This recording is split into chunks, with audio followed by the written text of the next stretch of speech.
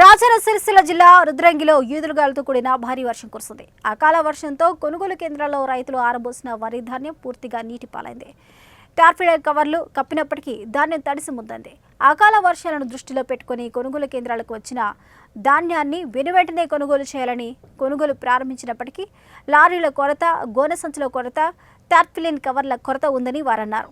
రాత్రి సమయంలో కొనుగోలు కేంద్రాల్లో విద్యుత్ దీపాలు లేకపోవడంతో విష సర్పాలు అలాగే వడ్లు కుప్పలపై తిరుగుతున్నాయంటూ రైతులు భయాందోళన వ్యక్తం చేస్తున్నారు. కొనుగోలు కేంద్రాల్లో విద్యుత్ దీపాలు ఏర్పాటు చేయాలంటూ వారు డిమాండ్ చేస్తున్నారు. అలాగే టార్పిలిన్ కవర్లు, గోనె సంచులు అందుబాటులో ఉంచాలని కోరుతున్నారు. అలాగే కొనుగోలును వేగవంతం చేయాలంటూ రైతులు ఆవేదన వ్యక్తం చేస్తున్నారు.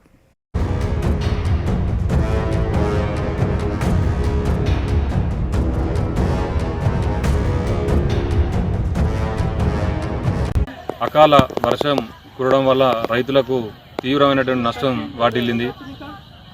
గత 3-4 రోజుల నుంచి కూడా వాతావరణం కూడా చాలా గ్రామాలలో వర్షాలు పడుతున్నాయి.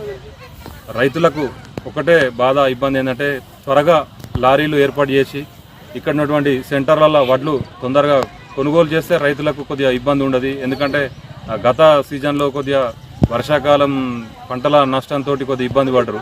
ఈసారి కొద్దిగా వడ్లు వెళ్ళినాయన్న ఆనందం కూడా ఎక్కువ ఉండట్లేదు. ఎందుకంటే వర్షాలతోటి తడవడం, మ్యాచ్ రచ్చినాయి, కుప్పలు చాలా వరకు ఇక్కడ ఇవాళ తడిచిపోయినాయి. ఎందుకంటే ఇవాళ లారీలు రాలేదు, బార్దాన్ అయిపోయింది అంటారు సెంటర్లు ఇక్కడ అడిగితే.